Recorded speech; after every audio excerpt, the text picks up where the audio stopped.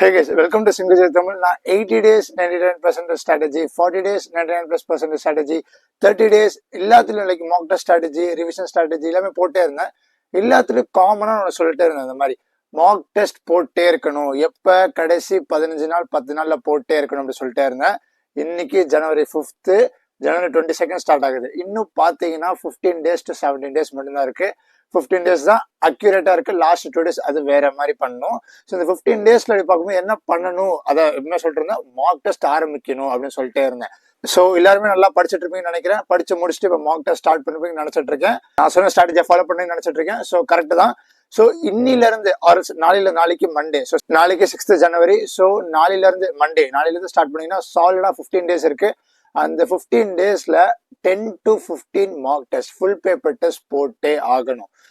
So இந்த 15 daysல நம்ம என்னெல்லாம் பண்ணா நம்ம மார்க்ஸ் எப்படி இன்க்ரீஸ் பண்றது, அதோட சேர்த்து எப்படி நம்ம டிசிப்ளினா மோட்டிவேட்டடா எப்படி இருக்குதுன்னு சொல்ல போறேன். இந்த மாதிரி லைக் ஹோப்பை விட்டுட்டு எனக்கு மோட்டிவேஷனே இல்லை அப்படின்னு சொல்ற அந்த மாதிரிலாம் கிடையாது. டிசிப்ளினா என்ன ஃபாலோ பண்ணி கிளியரா சொல்ல போறேன். ஸோ ஃபுல்லா கவனிங்க, கரெக்டா கவனிங்க. ஸோ இப்போ முதல்ல அப்படி பார்க்கும்போது ஆல்வேஸ் நான் ஒன்னே ஃபர்ஸ்ட் சொல்லிக்கிறேன், always believe in your self. இந்த 15 days மட்டும் மிஸ் பண்ணாம, நான் ஃபர்ஸ்ட் ஜனவரி வீடியோ போட்டிருந்தேன், டெய்லி வீடியோ போட்டே இருக்கமா சொல்லிட்டு இருக்கேன். ஹோப்பை மட்டும் லூஸ் பண்ணவே பண்ணாதீங்க.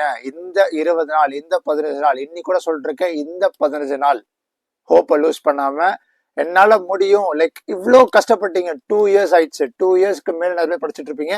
இந்த 2 years கஷ்டப்பட்டதுக்கு இந்த 15 நாள் ஒர்க் பண்ணாதான் ஒரு அர்த்தம் இருக்கு. நீங்க லைக் இந்த 15 நாள்லாம் டிட்டர்மினே பண்ண போகுது நீங்க எப்படி பண்றீங்க, மார்க் வாங்கின அந்த எக்ஸாம், அந்த 3 hours எக்ஸாம் மட்டும் தான். 2 years, 4 வருஷம் காலேஜ் படிக்கிறதுக்கு 2 years கஷ்டப்படுறீங்க. அந்த 2 years கஷ்டப்படுறது எப்படி டிட்டர்மைன், அது 3 years எக்ஸாம் மட்டும்தான்.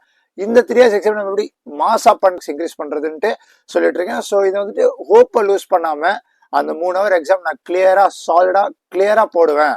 எல்லா சம்ஸும் கிளியரா வரும்ட்டு நம்பிக்கை வைக்கணும். முதல்ல நம்பிக்கை வச்சுட்டே இருங்க. டெய்லி ஒரு நாளும் லைக் சம்ம, இப்ப நீங்க ஏதாவது ப்ராக்டிஸ் பண்றீங்களா, சம்ம தப்பானா கூட என்னால முடியும் தப்பான கூட லேர்ன் தான் பண்ணிட்டு இருக்கேன்.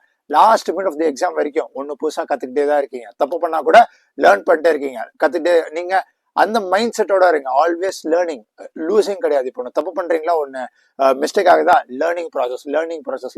இந்த மைண்ட் செட்டை மாத்துங்க, புரியுதா? Always believe in your self. So இதுதான் ஃபர்ஸ்ட் சொல்லணும்னு இருந்தேன். நிறைய பேர் இப்போ வந்துட்டு என்ன சிபிஎஸ்சி கிளாஸ் ஆகுதுன்னா அது கிளாஸ் ஆகுதுன்னா இது கிளாஸ் ஆகுதுன்னா சொல்லிட்டே இருந்தீங்க. எது கிளாஸ் ஆனா கூட நம்ம பாசிபிலிட்டிஸ் எல்லாமே இருக்கு. Nothing is impossible year. எல்லாமே பாசிபிலிட்டிஸ் தான். கண்டிப்பா நம்ம எக்ஸாம் எழுதுறோம், கண்டிப்பா நம்ம மாசம் மார்க் வாங்குறோம். இதுதான் மாஸ். இந்த மைண்ட் செட்டோட எப்பவுமே இருங்க. லேர்னிங் மைண்ட் செட் இதுதான் எப்பவுமே. இதுதான் always believe in yourself. Next analyse and prioritise. So இப்போ அனலைஸ் அண்ட் ப்ரையாரிட்டைஸ், எதுக்கு நான் இது அனலைஸ் அண்ட் ப்ரையாரிட்டைஸ் சொல்லிட்டு இருக்கேன் பார்க்கும்போது, நான் சொல்லிட்டு இருந்தேன் மார்க் டெஸ்ட் ஸ்டார்ட் பண்ண போறீங்க. நிறைய பேர் இப்போ ஸ்டார்ட்டும் பண்ணிருப்பீங்க மார்க் டெஸ்ட்டை. ஸோ இந்த மார்க் டெஸ்ட்டை அனலைஸ் பண்ணணும், ப்ரையாரிட்டைஸ் பண்ணணும். எப்படி? இப்போ முதல்ல அனலைஸ் வரும். ஸோ இப்போ வந்துட்டு மார்க் டெஸ்ட் ஸ்கோர் கம்மி ஆகுதா, ஏன் கம்மி ஆகுதுன்ட்டு முதல்ல பாருங்க. ஆனா கண்டிப்பா நிறைய பேருக்கு இப்போ ஃபர்ஸ்ட் ஃபுல் பேப்பர் டெஸ்ட் கொடுக்கலாம், மார்க் டெஸ்ட் கொடுக்கலாம், கண்டிப்பா கம்மி ஆக தான் செய்யும். கரெக்ட் தான். ஆனா இப்ப பாத்தீங்கன்னா எதுக்கு அது கம்மியாகுது? இப்ப வந்துட்டு லைக் ஃபுல்லா படிச்சிருப்பீங்க, அவ்வளோ இருக்கு உங்க மண்டையில, அவ்வளோ படிச்சிருப்பீங்க. சிலது ஞாபகம் இருக்கும், சில பேர் ஞாபகம் இருக்காது. நிறைய பேர் ரிவிஷன் பண்ணிட்டு இருந்திருப்பீங்க, இப்ப ரிவிஷன் முடிச்சிருப்பீங்க. அவ்வளோ இருக்கிறதுனால ஒரு ஃபுல் பேப்பர் டெஸ்ட் கொடுக்குறீங்கன்னா மார்க் கம்மியானா மேட்டரே இல்லை. இன்னும் நீங்க 10 ஃபுல் பேப்பர் டெஸ்ட் கொடுக்க போறீங்க.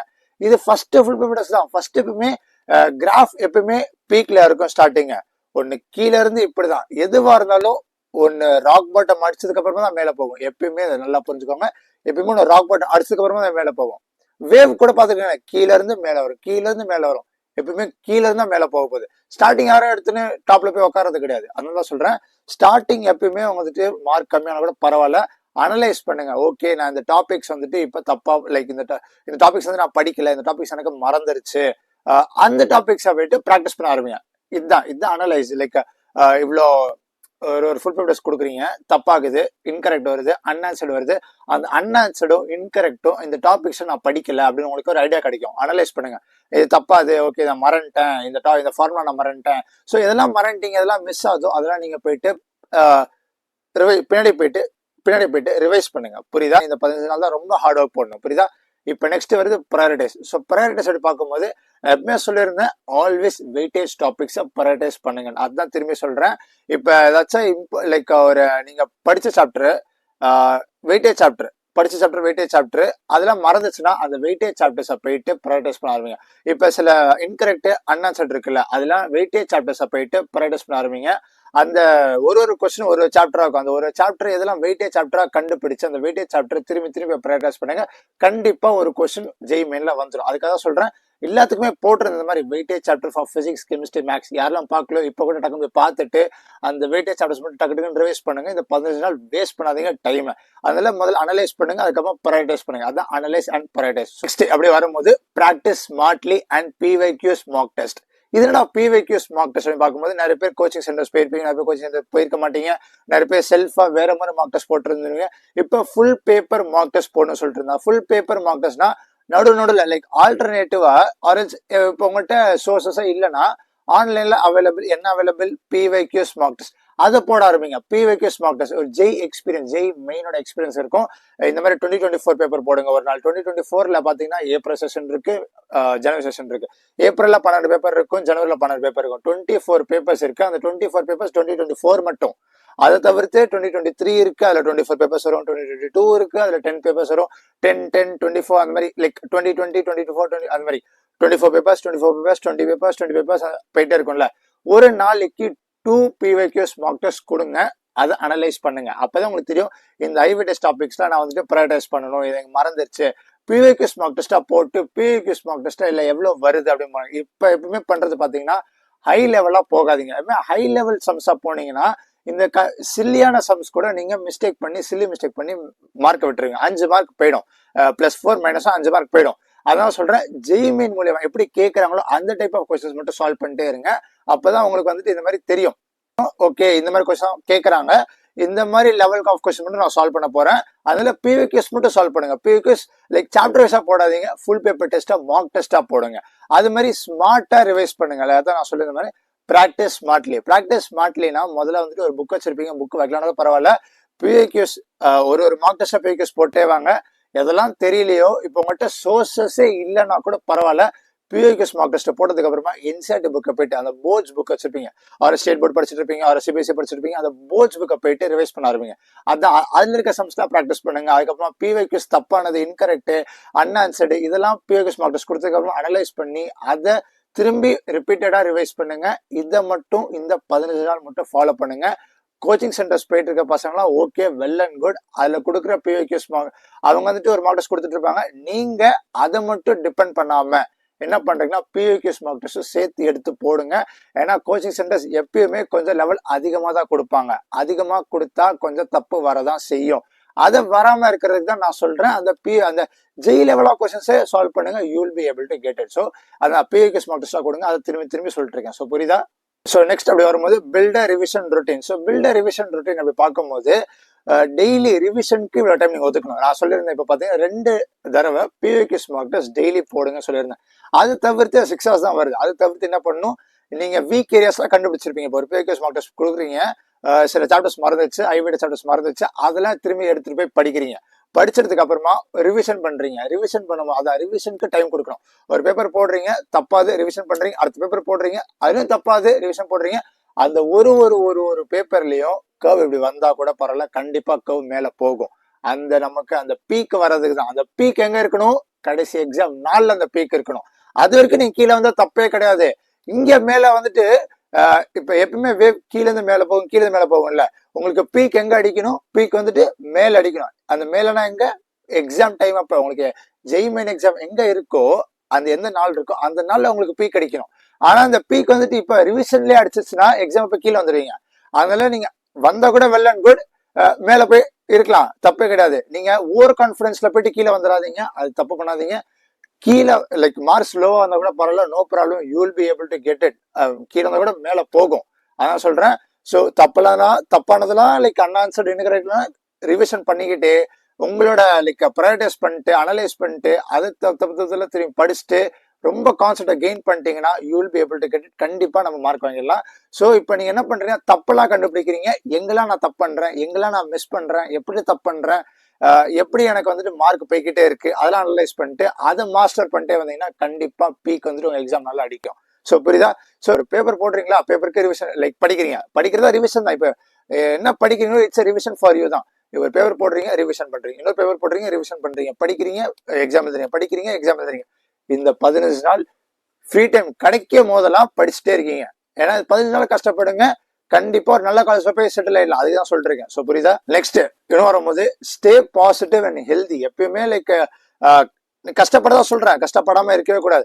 கஷ்டப்பட்டாலும் உங்களுக்கு கொஞ்சம் ரெஸ்ட் தேவை, மைண்டுக்கு ரெஸ்ட் தேவை. நெக்ஸ்ட் நல்லா சாப்பிடுங்க. கொஞ்சம் லைக் புக்ல தான் இருக்கீங்க, ஒரு பேப்பர் போட்டதுக்கு அப்புறமா டக்குன்ட்டு போய் அனலைஸ் பண்ணாம ஒரு 10 மினிட்ஸ் வாக் போயிட்டு சாப்பிடுங்க, கொஞ்சம் ரெஸ்ட் எடுங்க. சோசியல் மீடியால அவ்வளோ கேதர் பண்ணாதீங்க. உங்களுக்கு எது தேவையோ மட்டும் கேதர் பண்ணிட்டு தேவையில்லாததெல்லாம் அப்புறமா பார்த்துக்கலாம். உங்களுக்கு ஃப்ரீ டைம் வந்துட்டு எப்பவுமே சொல்லியிருந்தேன், 5 மந்த்ஸ் கஷ்டப்படுங்க, 3 மந்த்ஸ் ஈஸியா இருக்கலாம்னு சொன்னேன். அந்த 3 மந்த்ஸ்ல நீங்க உங்களுக்கு என்ன பிடிச்சிக்க பண்ணுங்க. இது வந்துட்டு எப்ப தேவையானதை மட்டும் கேதர் பண்ணுங்க சோசியல் மீடியால. இது மாதிரி இப்ப நான் வந்துட்டு உங்களுக்கு நான் டைம் வேஸ்ட் பண்ண இப்ப சொல்லிட்டு இருக்கல, நான் இப்ப சொல்றது ஃபுல்லா உங்களுக்கு helping as well as boosting marks மட்டும் தான். ஸோ இந்த மாதிரி யூஸ்ஃபுல்லான கண்டென்ட்ஸ் மட்டும் கேதர் பண்ணுங்க, வேற எதுக்கும் டைம் வேஸ்ட் பண்ணாதீங்க. 15 நாள் கஷ்டப்பட்டு எல்லாமே முடிஞ்ச அளவுக்கு பாசிட்டிவ்ஸை மட்டும் கெயின் பண்ணிட்டு நெகட்டிவ்ஸை கெயின் பண்ணாம டைம் வேஸ்ட் பண்ணாம படிச்சுட்டே இருங்க. படிச்சுட்டு ரிவைஸ் பண்ணிட்டே இருங்க, அனலைஸ் பண்ணிட்டே இருங்க. ஓகே இதெல்லாம் வருது நான் வந்துட்டே இருக்குன்ட்டு பீக்கு மேல் அடிக்கும். அப்பதான் உங்களுக்கு புரியுது. நல்லா சாப்பிடுங்க, ஹெல்த்தியா இருங்க, நல்லா தூங்குங்க. 6 to 7 hours தூங்குங்க, அதான் மெயின். 6க்கு கீழே தூங்காதீங்க, 7க்கு மேல தூங்காதீங்க. 6 to 7 hours கரெக்டா தூங்குங்க, இதுதான் ரொம்ப மெயின். கொஞ்சம் மைண்டுக்கு ரெஸ்ட் கொடுத்தாதான் நம்ம வந்துட்டு எல்லாமே திரும்பி படிக்கும்போது திரும்பி மண்டே லாபம் இருக்கும். மைண்டுக்கு ரெஸ்டே கொடுக்காம படிச்சுக்கிட்டே இருந்தா எல்லாமே உள்ள போய்கிட்டே இருக்கு, வெளில வந்துகிட்டே இருக்கு. என்ன இது தேவையே கிடையாது. உள்ள போய்கிட்டே இருக்கும், உள்ள சேரணும், சேர்ந்து அப்படியே அதான் மீனிங். புரியுதா? சோ படிச்சுட்டே இருக்கும், ஞாபகம் இருக்கும். அதுக்குதான் கொஞ்சம் ரெஸ்ட் தேவை. சோ புரியுது. நெக்ஸ்ட் அப்படி வரும்போது visualise success and avoid panic. அதான் நான் சொல்லிட்டே இருந்தேன், மார்க்ஸ் கம்மியானா கூட பரவாயில்ல, கொஞ்சம் கஷ்டம். லைக் என்னடா இப்ப நீங்க ஒரு மார்க் டெஸ்ட் கொடுக்குறீங்க வச்சுக்கோங்களேன். லைக் இந்த ஜனவரி 22 எக்ஸாம், ஜனவரி 20th ஒரு மார்க் டெஸ்ட் கொடுக்குறீங்க, செம்ம கம்மியான மார்க் வருது, பேனிக் ஆகாதீங்க. எதுவுமே இல்லை, அது ரொம்ப நல்லது. ஏன்னா அவ்வளவு தப்பு பண்றீங்களா, அவ்வளவு லேர்ன் பண்ண போறீங்க. அதுக்கு தப்பு பண்றீங்களா, ஒரு learning process. It's always a learning process. ஒன்னு தப்பு பண்றீங்கன்னா கண்டிப்பா நான் ரீகெயின் பண்ணி படிப்பேன்ட்டு ஒரு லேர்னிங் ப்ராசஸ் மைண்ட் செட்டை மாத்த சொல்லியிருந்தேன். மாத்திருந்தீங்கன்னா கண்டிப்பா அது ரொம்ப நல்லதா மாறும் உங்களுக்கு. Always have a positive mind set, negative mind செட்டா இருக்காதீங்க இப்போதைக்கு இந்த 15 நாள். ஸோ இப்போ வந்துட்டு சக்சஸை விசுவலைஸ் பண்ண சொன்னேன். எப்படி இப்போ இந்த மார்க் அதிகமாகதா, ஓகே இந்த மாதிரி தான் நான் மார்க் வாங்க போறேன் மைண்ட்ஸ் அப்படியே மைண்டுக்குள்ள அப்படியே ஏத்திருங்க. ஆனா ஓவர் கான்பிடன்ஸ் ஆகாதீங்க. மைண்டுக்குள்ள ஏத்திட்டு நான் வாங்க போறேன், இப்படிதான் வாங்க போறேன், இப்படிதான் நான் பண்ண போறேன், தப்பே பண்ண மாட்டேன், கம்மியான நெகட்டிவ்ஸ் தான் வரப்போகுது, எனக்கு நெகட்டிவே கிடையாது, நல்ல பாசிட்டிவ் தான் வரப்போகுது. நீங்க உங்களுக்குள்ளேயே பேசிக்கிட்டே இருக்கணும். இந்த பார்த்தீங்கன்னா உங்களுக்குள்ளேயே நீங்களா பேசிட்டு யூ வில் பி ஏபிள், நான் வாங்கிடுவேன்ட்டு கண்டிப்பா வாங்கிடலாம். அதான் மார்க் அதிகமாக இருக்கும் போது அந்த சக்சஸை விசுவலைஸ் பண்ணுங்க, மார்க் கம்மியாகும் போது பேனிக் ஆகாதீங்க. அதான் அவாய்ட் தி பேனிக். அதுக்கப்புறமா நீங்க வந்துட்டு இந்த தப்பானதால லேர்னிங் ப்ராசஸ் எடுத்துட்டு அதையும் பாசிட்டிவ்ஸா கெயின் பண்ணுங்க. புரியுதா? கடைசியா சொல்லும் போது இதுதான், இந்த 15 நாள் தான் கோல்டன் ஆப்பர்ச்சுனிட்டி. இந்த 15 நாள் தான் மார்க் இன்க்ரீஸ் ஆகுமா இல்ல மார்க் டிக்ரீஸ் ஆகுமா டிட்டர்மைன் பண்ணும். ஓவர் கான்பிடன்ஸ்ல மார்க் கம்மியா கூட ஆகலாம், மார்க் டெஸ்ட் அதிகமா வருதுன்னு சொல்லிட்டு நான் அப்பயே மார்க் வாங்கிறேன்டா அப்படிலாம் இருக்கவே கூடாது. நீங்க என்னதான் ஆனாலும் உங்களுக்கு ஒரு லிமிட்டடான ஸ்டேட் இருக்கு, அந்த ஸ்டேட்லயே இருந்துட்டு கண்டிப்பா மார்க் வாங்கிட்டு உங்களுக்கு நம்பிக்கை வச்சுக்கிட்டு இந்த 15 நாள் கோல்டன் ஆப்பர்ச்சுனிட்டி. இதை மட்டும் மார்க் இன்க்ரீஸ் ஆக மாட்டேங்குது அதை டிட்டர்மைன் பண்ணும். கரெக்டா கிளியரான ஸ்ட்ராட்டஜி மட்டும் சொல்லியிருக்கேன், அதை மட்டும் ஃபாலோ பண்ணிட்டு இதை மட்டும் ஃபாலோ பண்ணுங்க, you will be able to get it. அதுக்கப்புறமா ஒரு இது 15 நாள் இருக்கு, ஒரு நாளும் உங்களுக்காக இந்த மாதிரி யூஸ்ஃபுல்லான கண்டென்ட் என்னென்ன ஃபாலோ பண்ணி எப்படி மார்க் இன்க்ரீஸ் பண்ண தான் போட்டே இருப்பேன். என்ன வேணும் இந்த மாதிரி சொல்லுங்க, அந்த மாதிரி சொல்லுங்கன்னா கூட நான் எல்லாமே சொல்லிட்டே இருக்கேன். கமெண்ட்ஸ்ல போடுங்க, படிக்கிறேன், ரிப்ளை பண்றேன். வாட்ஸ்அப் குரூப் ஜாயின் பண்ணாங்க, சீக்கிரமா ஜாயின் பண்ணிக்கோங்க. கொஸ்டின் பேப்பர் டிபிபி சென்ட் பண்ணிட்டே இருப்பேன். ஸோ நெக்ஸ்ட் மெயின் திங் அப்படின்னு வரும்போது பாத்தீங்கன்னா மார்க் டெஸ்ட் சீரீஸ். இந்தியாலே just JEE Main mock test பாத்தீங்கன்னா குவிசர் பிளாட்ஃபார்ம் கொடுத்துட்டே இருக்காங்க. டோட்டலா 618 மார்க் டெஸ்ட் இருக்கு. அதை தவிர்த்து 30 ஃபுல் பேப்பர் இருக்கு.